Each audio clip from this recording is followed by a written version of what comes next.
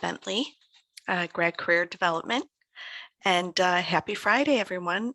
We are very fortunate to have our speaker today, who is Darius Davis. He is the Senior Talent Acquisition Specialist and HR Business Partner for Bentley University.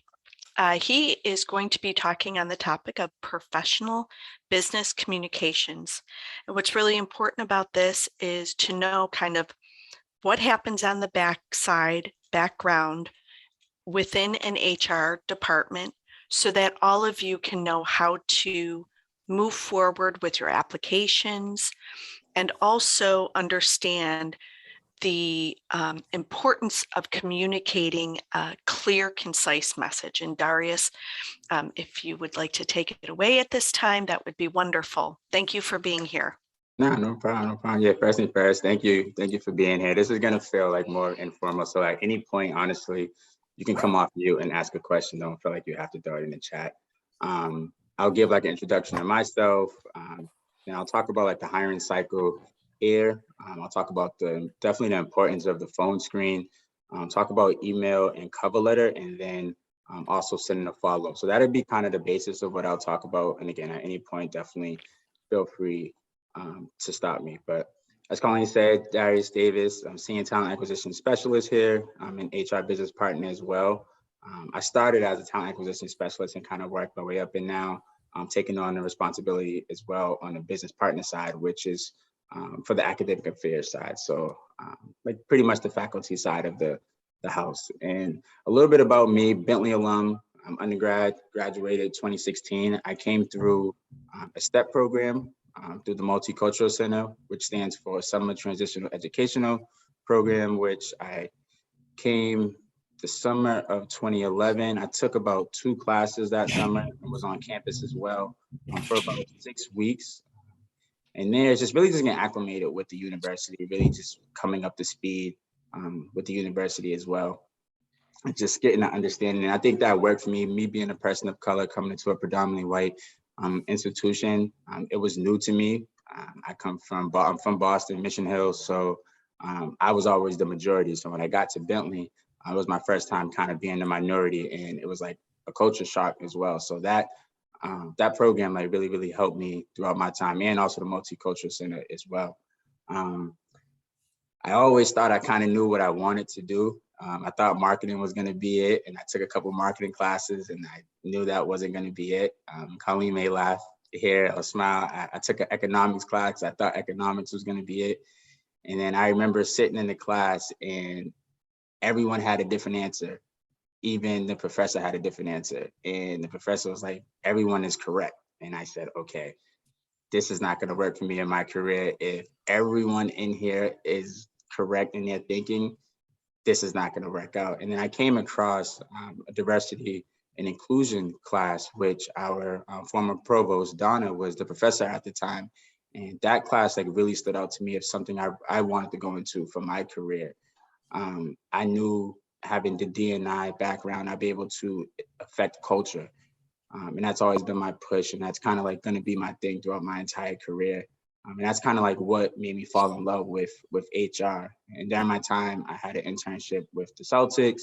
I also had the opportunity to intern with the Red Sox as well. And then upon graduating, I went back and worked for Fenway Sports Group, which is the parent company to the Red Sox. So most people know the Red Sox and not Fenway Sports Group. And then during that time, when I graduated in that role, it was an associate position. And again, it wasn't in HR, but I gave it a shot. One, I love the sports industry. I love my time previously with the Red Sox. And I said, why not? Let me give it a chance. But after about 6-7 months into that role, I realized that I had a love and passion for HR. So for me, it was, I'm young, early in my career. Let me at least give HR a shot. And if I hate it, I can at least say I tried it, rather than staying in the role of the thing that I loved in sports. And then 5, 6, 7 years down the line, looking back and saying, I wish I would have gave HR a try. So from there, I went to Norwood Hospital, which I was an HR assistant. And I always encourage folks, if you're not sure of like what career path you want to go in, is to kind of take a role where you can kind of be like a generalist, they would say. So like in my HR assistant role, I was able to kind of see every point to HR. I was able to see benefits and comp. I was able to see the employee relations side. I was able to see recruiting. I was able to see the comp. So I was pretty much able to kind of pick and choose from the outside looking in of like what I kind of thought was an interest for myself. And then I seen the position come up at Bentley for a talent acquisition specialist position at the time. And at first I was honestly a little bit hesitant to take on the role because I had this misconception about recruiting. And me, I'm not a salesy person. I'm not someone that's going to try to sell you on something. So I didn't want to go into that type of recruiting. And that's what you hear a lot about, like staffing and temp recruiting. And that's something I wanted to stay away from. But as I went through the process at Bentley, and the thing that really stood out to me about the recruitment process here is it's more of a partnership. I don't feel as though I'm given a role and it's like, hey, Darius, fill this position. I'm with the hiring manager and the search team from start to finish. And from a recruitment standpoint, I love that because it feels more personable. It's more tailored to the candidate experience as well, rather than having hundreds of like recs on my queue. And then it's like me just getting candidates in the door and I'm not paying attention to the candidate experience. So my role here at Bentley is I help out on the recruitment side for the staff, the union population, and also the faculty as well. But as I mentioned in my new role, I'll kind of be shifting over to the academic affairs side predominantly, but I do help and assist with the recruitment for all phases. Any questions there before like I kind of go to the next step? So, okay, no questions. So I'll describe now like the hiring cycle here. So for us, the hiring cycle is kicked off with a intake meeting. And with that intake meeting, it's really to just kick off and understand the search, to talk with the hiring manager, also talk with the search team as well to understand the role and understand what the quote unquote ideal candidate is looking for. And that intake meeting for us is really, really big because we get a glimpse into like the hiring manager and what they're looking for in their mind. That way, if we have to go out and we're doing sourcing, we understand what the ideal profile is. And it also helps us understand when we're looking at resumes, when we're looking at cover letters, when we're talking on the phone as well, to kind of look out for those cues that the hiring team is looking for. The next step in the process is the unconscious bias training. And during that meeting, it's really with the search team, and it's to really talk about the bias that can creep into the process. And the big bulk of the conversation is to talk about criteria. So heading into any search, we kind of hone in on the search team having their basis of what they're looking for in their candidate. That way, when I'm going to phone screen, I'm not looking for these top 5 things. And then when the hiring manager is doing their first round of interviews, they're looking at a different set of 5 things. And then the final round, we kind of just want to make it cohesive. That way we're all on the same page and we're in kind of inclusive and we're understanding of what the ideal candidate and what we're looking for. The next step from that conscious bias training is then get the position posted. We like to let this position sit for a couple of weeks. That way it can build, let it hit the advertising sites that we're looking for, and then also gives the recruiter and us time to also do some sourcing as well to build the candidate pool. Once the position is kind of out there, we have some good resumes, the candidate pool has built, then we will connect with the hiring manager to discuss the pool and to kind of talk about what candidates are moving forward. So I'll give you a little glimpse into like how that piece is. So sometimes there are hiring managers where they'll come into the conversation and they will be like, hey, Darius, here's my top 5 or my top 6 candidates. There's other times where we go into the conversation and there's hiring managers that will say, hey, Darius, who do you think is the top 5 or your top 6 candidates? And then it's kind of like we go back and forth to kind of bridge the gap of from a recruiting standpoint, what I think is a great candidate and also what the hiring manager is thinking is a great candidate. And I like that from a partnership standpoint because one, they're not just being biased and thinking about it from their own self, but they're also taking my perspective as well and also thinking outside the box because there could be things that I see on a resume that stand out because as a recruiter, I'm seeing resumes all the time that a hiring manager may not necessarily see. So I love that piece. Then from there, we will then connect with the candidates. I'll reach out, do the phone screens, Once the phone screens are all complete, I will then connect with the hiring manager just to talk about the phone screens and how the phone screens went. Following the phone screens, then there will be round one of interviews. And during those first round of interviews, I am not a part of that process. We let the hiring team run off and do their piece. And then during the round two interviews with like the finalists, maybe like your top two or your top three candidates, I will be a part of that conversation. And during that process, I talk about benefits, I talk about next steps in the process, and also answer any questions lingering that the candidates may have as well. And then from there, we kick off the references. And then once references are all completed, then the offer is extended, and the offer is contingent on a background check as well. Any questions in regards to like the hiring process here? And then I also want to iterate that this is our hiring cycle. Everyone's hiring cycle at different organizations might also be different. So I would encourage when you get on the phone screen to find out before you hang up, like kind of like what their process is going to be. And that way you kind of have a rough estimate of the timeline and understanding as well. Yeah. Darius, if you don't mind, I'm just going to ask a quick question. You mentioned like something stands out on a resume to you, but somebody may overlook something. Is it that you go back to the rec and you see, you know, what the rec is saying, but then you glean something different from the resume and you're like, wait a minute, let me circle this? Yeah, so for me, it's I kind of go back to the criteria of what the hiring team is looking for. Okay. And then, from there, I kind of like to look at maybe like a story as well to kind of put the piece together, because sometimes there's a story and I'm someone, and I'm probably not your typical like recruiter. I'm glass half full. I'm a positive person. So I give candidates and individuals the benefit of doubt because I think of candidates as myself. If I was in their shoes, I would kind of want the benefit of the doubt. So I'm not harsh on candidates if I see them jumping around from position to position, but there are some hiring managers and there are some recruiters that may not necessarily think that is a great, and they may look at that as a red flag. But for myself, I look at that as maybe the candidate went into a role and that just wasn't the right fit for them. Or they went into a position and they realized that this just not, it wasn't the right fit and they need something different, or life circumstances. We're all human, things happen in life and you just need to shift to another position. And I kind of like look at those things in the resume that is intriguing and could be that, this seems interesting. Can this be applicable as well? So for me, I like to look at the story in the resume of like position to position. And then also I'm big on asking the hiring manager questions and asking why.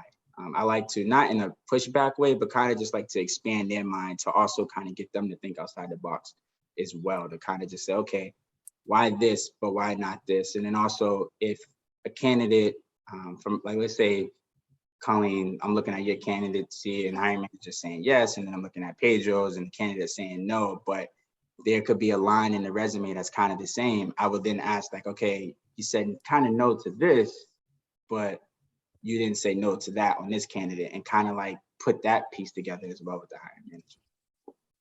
Pedro has a question as well. Yeah.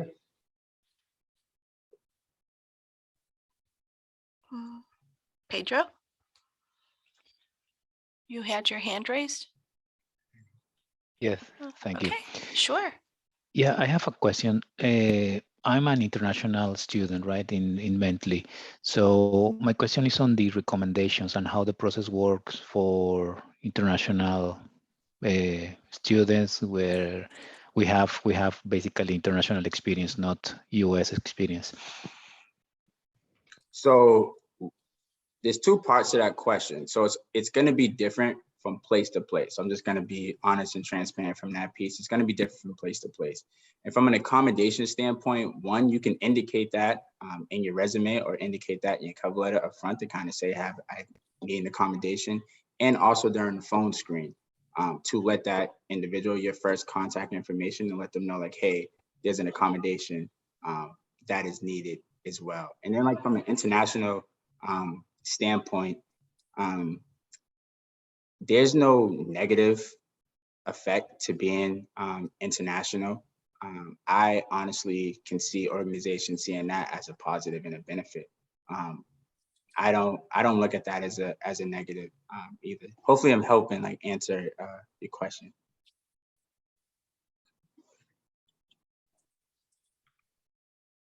Any other questions? Perfect.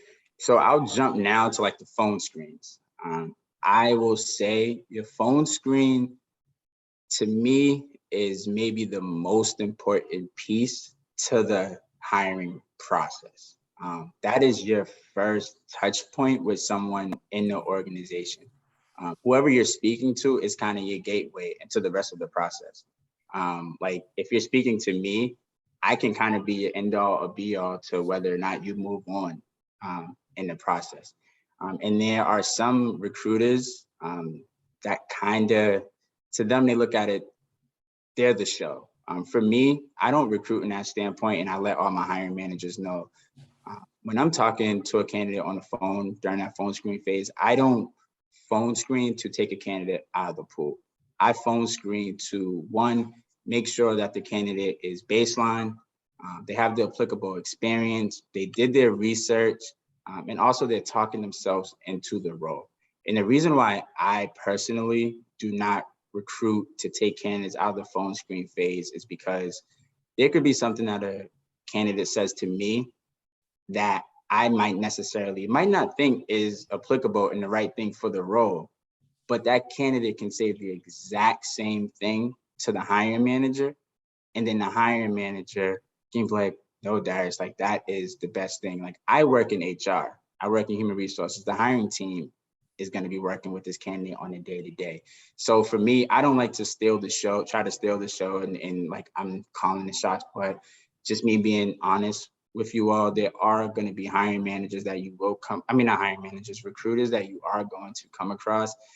And you're probably going to have that sense and that feeling that they are trying to kind of be the cutoff, the end all be all. So I say all that to say is you want to not over impress. You want to over exceed rather than under, because you may not always come across a candidate like myself, or you may not come across a recruiter like myself. You may come across a recruiter that is kind to pretty much be the MVP in the process and take you out of the process or keep you moving.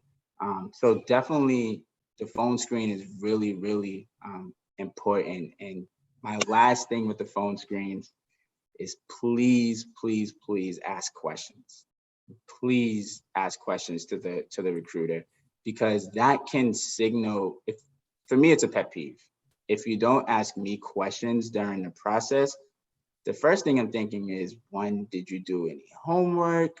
Did you do some research? Two, do you really want this position? Because you should also be interviewing me. I work here at Bentley. I work in an organization. You don't work here. You're trying to get an insight in a field. So definitely ask questions, because you don't know how the recruiter or whoever you're talking to on the phone for the first time can feel. And one of the questions that I like to ask, and you can take this and run, I think whenever I'm a candidate and I'm going through the process, I always ask the question, if there's one thing you can change, what would that one thing be? And for me personally, I use that question because if someone doesn't have an answer there, and again, this is only for me, this is just my personality type. If someone doesn't have an answer, I take that as though you're not being truthful and you're not being honest about something, because we are all human and we're all like, nothing is perfect. There can be something that you would want to change. It could be the coffee machine, it can be the vending machine. If there's something you would love to change in your role in the organization, whether it's big or whether it's small, there's something you want to change. And if you say there's absolutely nothing, it kind of gives me as a candidate a red flag of like, okay, either you're trying to paint this as like a picture perfect place, or you're trying to hide something from me. So I say all that to say, definitely ask questions, because you don't know how that is going to affect the recruiter when they go back to talk to the hiring manager. Because as I was saying earlier, the recruiter is kind of that your gateway into the organization. So you don't know whether that pet peeve can then bring a negative effect to how that recruiter then goes back to the hiring manager and talks about your candidacy as well. Any questions about phone screens? Any questions about questions? Any insight in anything? Yep, Joseph. Thanks. If you are speaking about phone screening, does it entail as well as when you have a Zoom meeting interview? Is that part of it, or is just only the mobile phone screening? Yeah, so phone screen, when I'm saying phone screen, that's our first point of contact. It's like cell phone, it's not a Zoom, but there may be places where your first point of contact is a Zoom interview. So pretty much it's whatever that first point of contact you're having with someone into the organization is kind of like the phone screen, or like your quote unquote first round of interviews. Just for us here at Bentley, that first point of contact is considered a phone screen because it's via phone, it's not via face. But if a Zoom is that first point of contact, then that's pretty much your gateway into the organization right there. Okay. And another thing, you as a recruiter, for instance, you have like you have 5 roles in that role, and a candidate is just having like qualification for 3 roles. What do you normally do? Like they need this, and you have a person with 3 core competences, but he doesn't have the 2 role or the 2 required qualification. How do you normally handle that? And that's an amazing question. I love that question. So for me, it kind of reverts back to that criteria piece. So during that intake meeting and that kickoff, when the search team comes up with their criteria, it's kind of, let's say they have 5 things on their criteria piece that they're looking for in their ideal candidate. And I then have them also, I encourage them to rank those from 1 through 5. And the reason why I encourage them to rank the criteria 1 through 5 is because there could be things, that 5th thing could be something where a candidate may not have it, but that is something that they can learn and it's not a make or break. But the top 3 things is like, nope, an ideal candidate, they need this. So for me, if someone is missing a couple pieces from the criteria piece, it's me then going back to the hiring team and saying, hey, based off of what you're looking for, they may be missing these couple pieces. Are these a make or break for you? Are these kind of end all be all? And if the hiring managers, if it's not really a end all be all, then from there, it's kind of, I get into that question, that why of like, okay, if this is not an end all be all, then this could be a potential candidate. I wouldn't pass up on this candidate if this is not something that they can't come into the role and learn on the job. Thank you. Yeah. And again, and I'll be honest, all of this that I'm saying is my perspective and how I recruit. And I'll be just honest that you're probably not going to get this with a ton of recruiters and you may not know. And that's the other reason why I say is to kind of overperform, like you don't want to leave anything kind of on the table because you just don't know the recruiter personality type. You don't know what they're looking for. So you kind of want to talk yourself into the role and kind of just like overperform. If you need an A+, you want to kind of bring your A++ performance. You don't want to bring your B or your C performance and walk away from that first point of contact saying, I could have did better. Because if you're saying that to yourself, like I could have done better, you don't know that could be the exact same thing that the other person on the other end is saying, like, I wish that they would have done this. Or I wish they would have spoke more on that.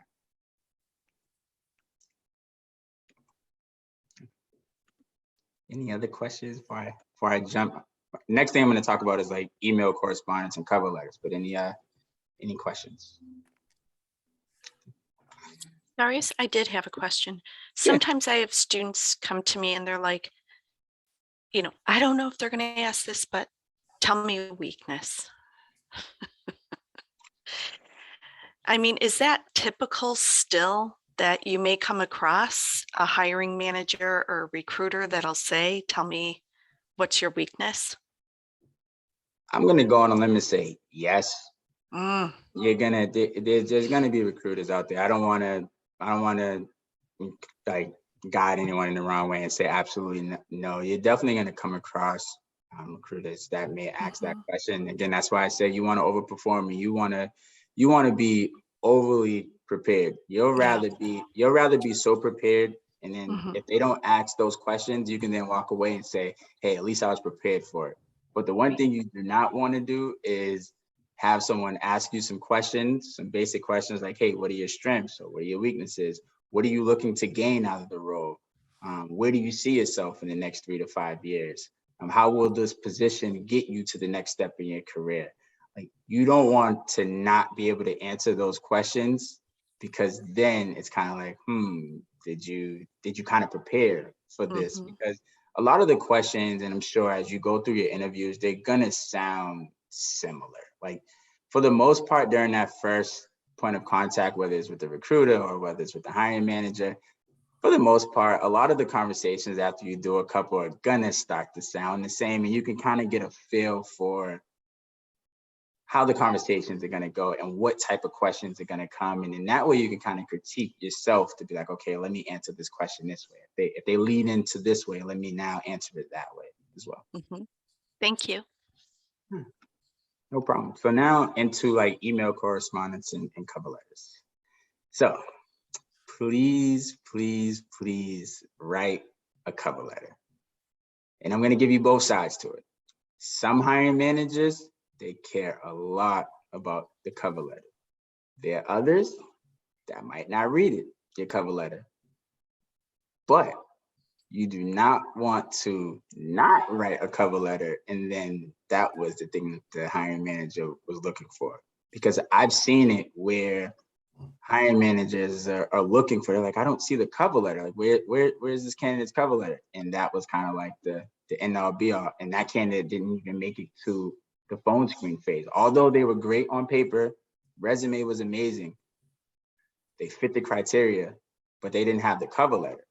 And in our application process, when you go through Workday, it says upload resume, upload cover letter.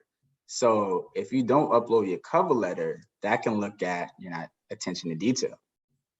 See, for me, and again, I'm glass half full, I'm a positive person. So if I'm a hiring manager, I could be like, maybe they misclicked. Maybe they thought they uploaded their cover letter and they accidentally uploaded their resume again.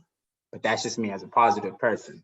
You may not get a recruiter, you may not get a hiring manager that is going to think like that. So you definitely want to pay attention to detail, and please write a cover letter. And also with those cover letters, definitely proofread as well before you submit. I know you might be applying to job left and right and you're just click and save and upload, but definitely double check to make sure that one, that maybe you just make the dear hiring manager or dear committee, make that generic. That way it doesn't say the wrong name. Or even make sure that the company or the organization is spelled correctly as well. Because I've come across cover letters where we're Bentley University. I've seen where it says Bentley College. And again, we were Bentley College at one point, but we're not Bentley College anymore. I've also seen Boston University. I've seen Babson come across. And again, for me, I'm kind of like, okay, it's just human error. Maybe they just applied to somewhere at these other institutions and they thought they hit click save and change, but they didn't. But there could be someone on the other end that they're looking at, attention to detail. They weren't paying attention. And if they're not doing that up front from a candidate standpoint, what does that tell me about they're going to be as an employee in the organization?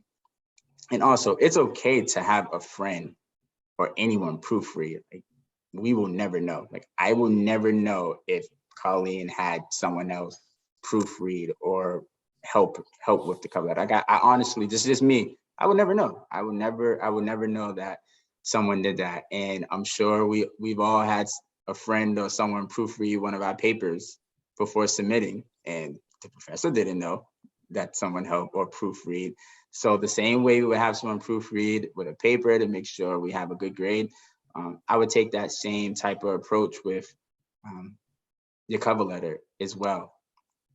And then from an email standpoint, from the email correspondence, I will also highly encourage you to please write thank you notes. There's going to be some hiring managers that if you write a thank you note, it's like, okay.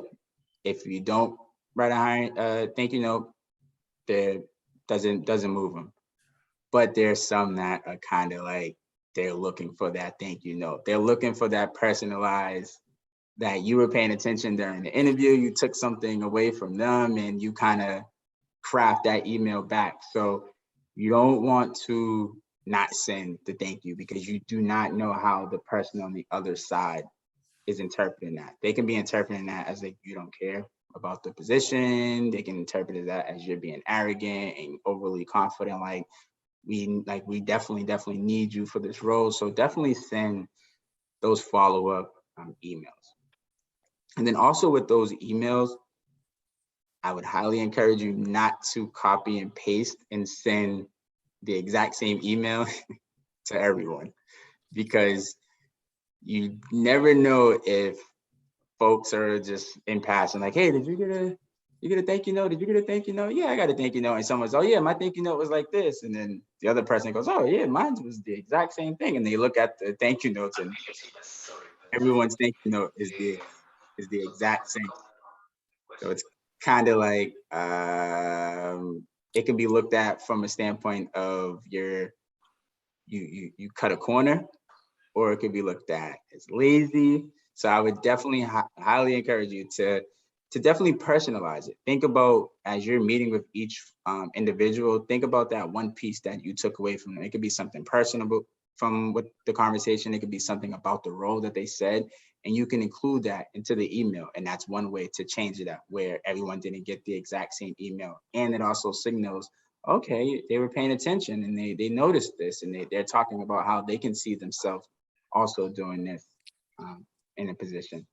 And again, with those emails, it's totally fine to have someone proofread before you hit send. There's a little background noise. I think I'm not Pedro, sure.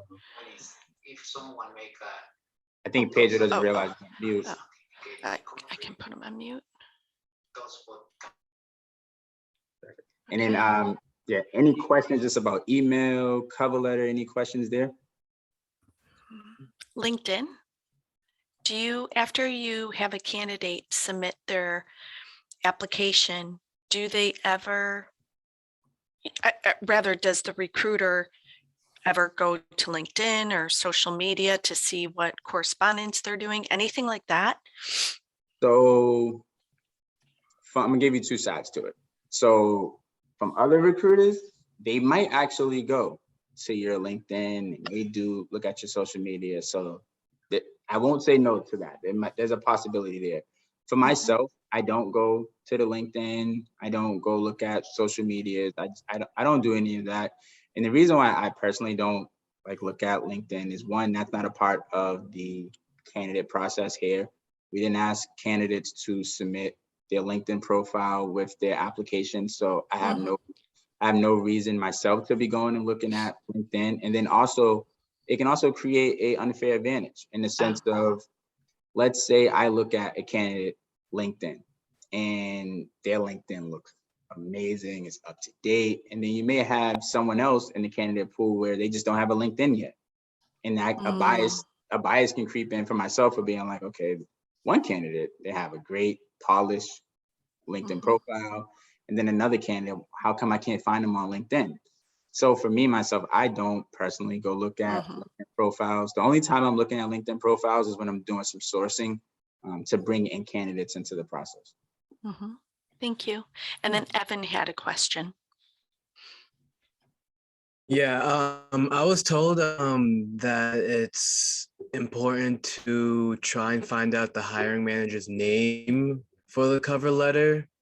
In your experience, how important is that? And then what's typically the best process to actually finding the hiring manager's name? Yeah, so I'll work backwards with the question. So the best process, if you really want to find a hiring manager, is you can find it on LinkedIn, like kind of like poke around LinkedIn.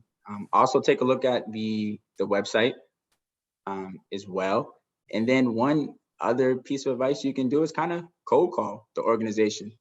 And they won't know that you're a candidate. You can say, hey, I'm calling such and such, just trying to find out who's the hiring manager for this role. And they'll probably disclose that. I would say, and whoever gave you that advice is definitely great advice because it makes it more personable. It makes it seem like you actually went out and did your homework. I myself, this is just my advice, I would leave it more on the generic side of saying dear hiring manager, dear whom concerns. And the reason why I would leave it more generic is you never know who the hiring manager is. Like you can call an organization and they may say Darius is the hiring manager, but in all actuality, I'm not the hiring manager. They gave you the wrong name and it's Colleen, and now you have the wrong name on the cover letter. And then the person looking at your cover letter can be like, where did they find this name from? That's not who the hiring manager is. So for me, I would encourage to leave it generic unless you definitively know exactly who the hiring manager is. So for instance, if someone reached out to you on LinkedIn and they're encouraging you to go into the process and you know exactly who the hiring manager is, definitely. But if you don't know who the hiring manager is, you can do some research yourself, kind of call around, but I would kind of leave it generic. That way you don't tie yourself up and kind of like write the wrong thing.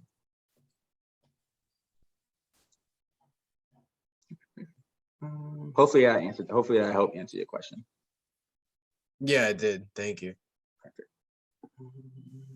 And then any other questions? Perfect. All right, now just like kind of following up with either the recruiter, the hiring team. First thing first, definitely recognize the tone in the email that you're sending. Be personable and also understanding as well when you're writing these emails. Sometimes the timeline changes in the company. Unexpected changes happen, unexpected delays might happen. We're all human. Life happens. There could be some things. The recruiter might have went out unexpectedly for a week for something. So definitely be understanding and also be personable. For example, you could say something like, I just wanted to follow up just to see where things are at in the process. I totally understand we're all busy, timelines change, but I'm still really, really interested in this role. That signals of like, one, you're being personable, you're being understanding of like things may have come up, and also you're indicating that you're still highly interested in the role and to keep me top of mind if things are still moving along in the process. And then I wouldn't say things like, hey, where are we at in the process? Best or thank you, because it's kind of like, okay,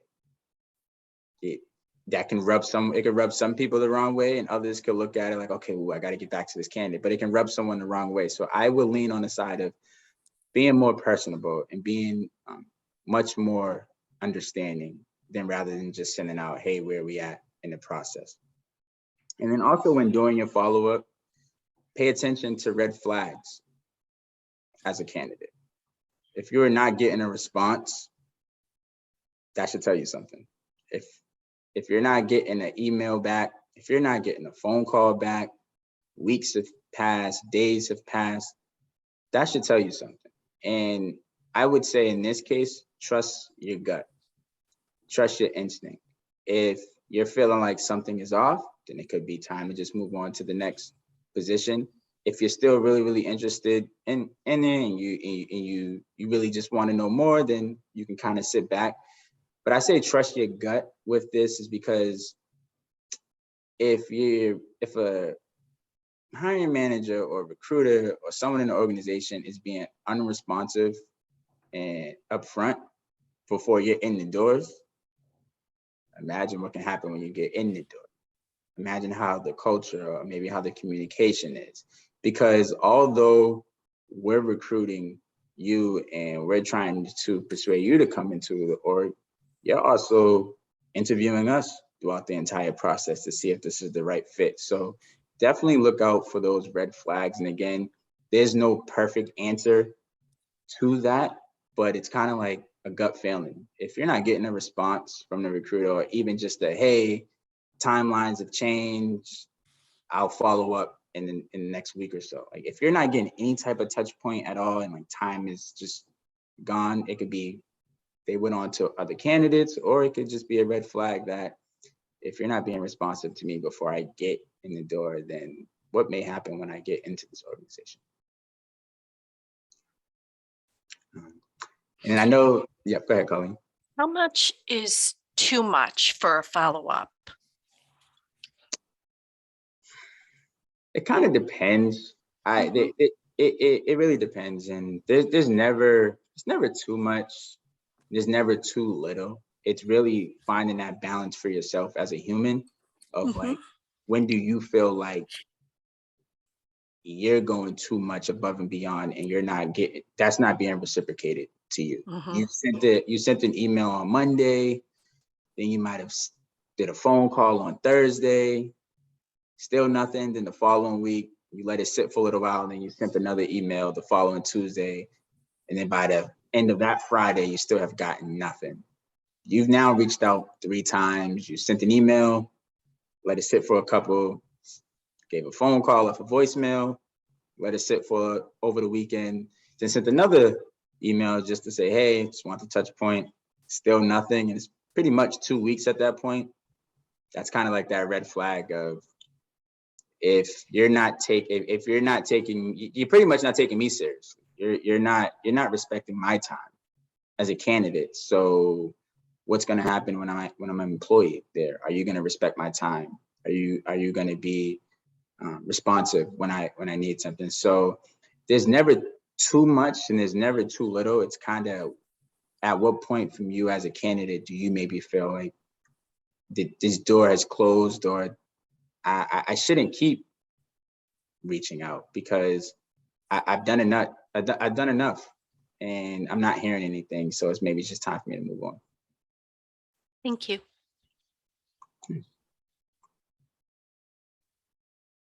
Any questions? Anything? Anything I can go over again? Any insight? Happy to answer any question.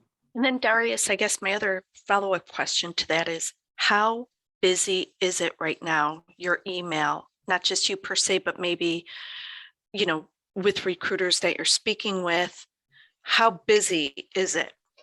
Yeah, it's it's really, really busy. I'm sure it's busy for everyone, but I do think from a recruiting standpoint, it's busier than normal everywhere, especially with the Great Resignation that everyone knows. So there's a lot of moving pieces. There's a lot of open recs. There's more jobs than folks coming into the workforce. So it's really, really busy. And that's why earlier I said you kind of have to be personable in your email of being understanding of that, because from a recruiting standpoint, from us, if I have a candidate kind of just say like, hey, I know things are busy, but just want to follow up. For me, that's kind of like, yes, like I love that. Like, okay, great.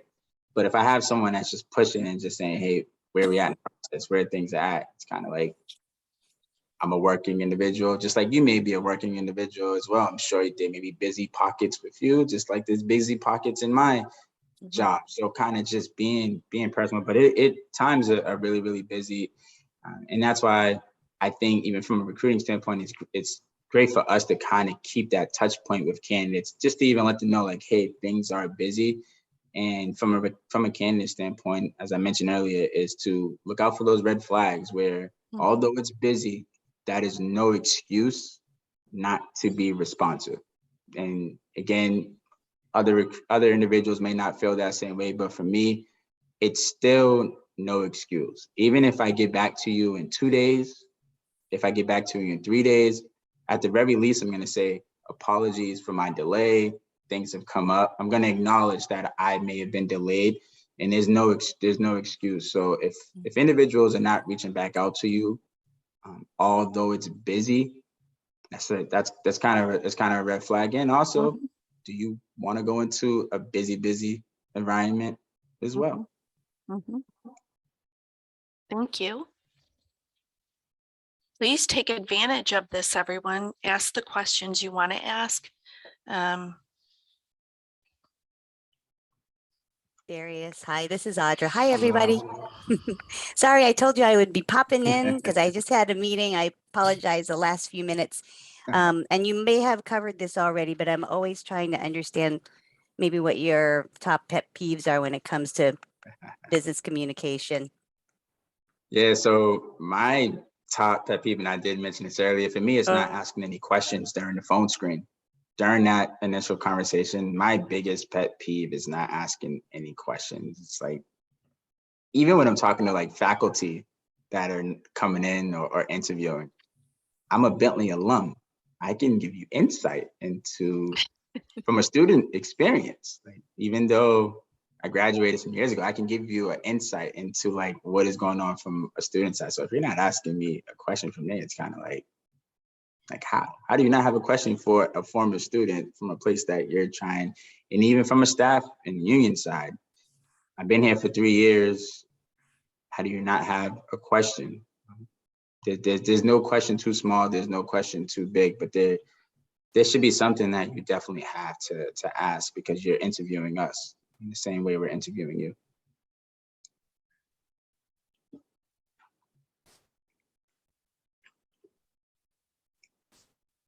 Anyone else have any questions?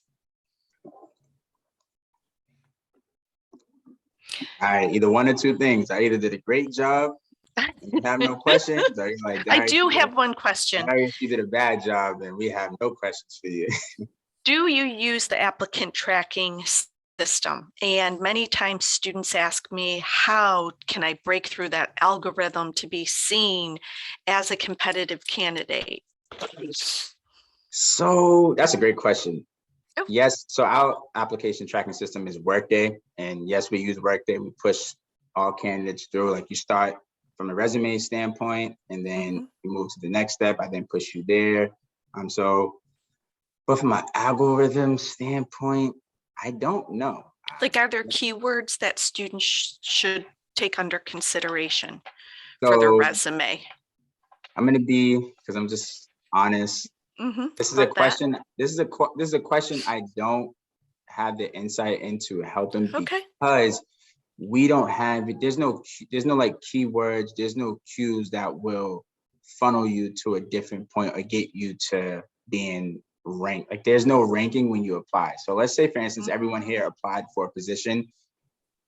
When I go into that rec, I'm just going to see all your names, and I'm going to see your cover letter and resume. There's like no keyword or things you can do. At other organizations, they might have algorithms where they do that. So I would encourage you all to maybe like even do some research to see if that is a trend and that is a thing. Here we don't have that way. There's something you might have to like put in to kind of be at the top. There is one thing I do want to mention that I've heard in passing from colleagues is, like, big organizations like that have like thousands and thousands of employees, and they may have thousands and thousands of individuals applying for positions. They move quickly in their process. So let's say a position is posted today, and by Monday they have like 30 applications. They may start already reaching out to candidates Monday or even Tuesday for the first round of interviews. And let's say you didn't see the rec until next week on like the 9th, and then you go and apply. Although it seems like, they just posted on the 4th, I'm applying on the 9th, just a couple of days, you might have actually missed the window. So I say all that to say there's going to be some times where you may apply for a position and you might have missed the window, and there's nothing that you did as an applicant to miss that window, because you just don't know on the other side what their process was and how fast and how quickly they're moving. So there just might be times where you get a rejection email, and it's not necessarily anything you did from a candidate standpoint. Your resume could be amazing, your cover letter could be amazing. It's just that you hit submit and you came across a position one day short than what they actually needed. So I say all that to kind of be encouraging, in the sense of, you may get rejection emails from positions that you apply for that you may be overqualified for. You know you're qualified for the role, but you just might have missed that window that that organization or their recruitment process had, and that's okay as well. I think we have somebody, Callie, excuse me. Callie has her hand up, and then we'll go to Joseph. Oh, hi, thank you for the presentations. I just have a quick question about the follow-up. Sorry, not the follow-up, actually the applications part. So as you said that there's nothing we do is wrong, but it's just saying because they're moving so fast. So should we do it like between like 3 days or 2 days we can apply, or how can we decide that time period after they said it's posted?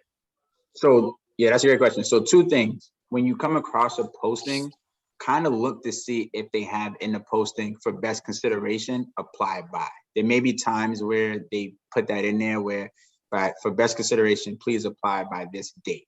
And then also, because you will never know what the window is on the other side, as soon as you come across the position and you are interested in that role, apply that Okay. evening. I would apply immediately if you are interested in the position. I wouldn't wait days to kind of gather things. I would go back that evening and get your materials ready to apply for that position, because you don't know. It could be where you see the position for the first time today, but it was already out there. That was just the first time it came across your queue on your advertising sites, or maybe your LinkedIn, or maybe your Google alerts, or LinkedIn alerts, or Indeed alerts. That could be the first time you've seen the position, and it may look like it's a fresh new posting, but it could have already been out there for a couple of weeks. It's just that it hit your alerts that day. So I say all that to say, as soon as you see the position, I would apply immediately. I wouldn't let it sit for a couple of days. You just don't know. Thank you. And then Joseph, you had a question? Or The did same that? question. Oh, okay. Yeah, Great. sorry. All right. Two great minds thinking as one. Well, due to the time, we are going to conclude this presentation. Darius, I can't thank you enough. You shared such incredible insight into the world of recruiting, and we really appreciate your time and all the great information that you shared. So thank you so much, Darius. And finally, just to let everyone know,